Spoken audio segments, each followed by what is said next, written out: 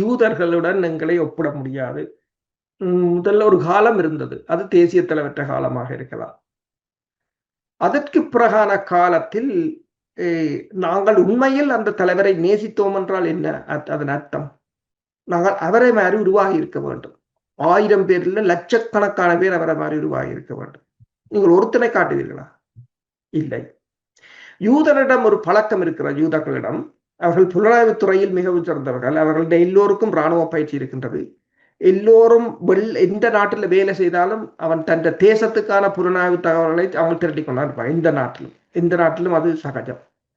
அப்ப அவர்கள் சொல்வார்களாம், நீ புலனாய்வாளர் என்பதை யாருக்கும் சொல்லக்கூடாது. உண்மைதான, புலனாய்வாளர் என்றதை யாருக்கும் தெரியாது. அவர் என்ஜினியரா இருப்பார், ஒரு கார் ஓடுவராக இருப்பார், கூலி தொழிலாளியா இருப்பார், என்னவாகவும் இருப்பார். ஆனால் யாருக்கும் சொல்ல. ஆனால் நீ ஒரு யூதனை கண்டால் நீ சொல்லிவிடு, அவன் யாருக்கும் சொல்ல மாட்டான். அதுதானே கூட, நீ வேற யாருக்கும் சொல்லாத. ஆனால் ஒரு யூதனை சந்திச்சேன்னா நீ யாருன்னு சொல்லு, அவன் கடைசி வரையும் சொல்ல மாட்டான். அந்த நம்பிக்கை அவன்கிட்ட இருந்தது. எங்கிட்ட அப்படி சொல்லலாமோ? யோசிச்சு பாருங்க. சொன்னால் அடுத்த நிமிஷம் சரி, அடுத்த நிமிஷம் சரி. அது அந்த கட்டுக்கோப்பு இருக்கோ? நீங்கள் டண்டா கல் தோன்றி மண் தோன்றா காலத்து மூத்த குடி அந்த குடி எல்லாம் சொல்லலாம், பிரச்சனை இல்லை. நாங்கள் அதெல்லாம் சொல்வதற்கு முதல் நாங்கள் என்ன சாதித்தோம் என்றதான் இருக்கிறது. அதில் என்ன ஒரு ஐக்கிய நாடுகள் சபையில் கூட ஒரு வழக்கை கூட நகர்த்த முடியாத ஒரு நிலை.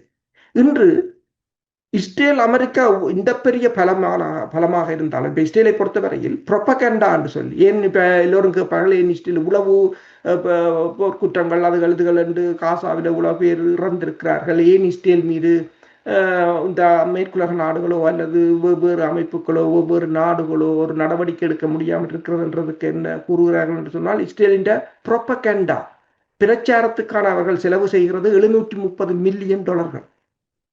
அதுதான் ஒர்க் பண்ணி கொண்டிருக்கிறது. நாங்கள் பிரச்சாரத்துக்காக, ஈழத்தின் பிரச்சாரத்துக்காக என்னத்தை செய்கிறோம்?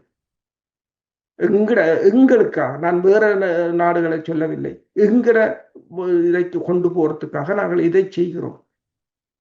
இல்லை, ஒன்றுமே இல்லை. அப்ப என்னென்று சொன்னால், இன்று இஸ்ரேலின் 3 அரசியல்வாதிகள் 2 படை அதிகாரிகள் மீது ICC இரகசிய பிடியாணை பிறப்பித்திருக்கிறது.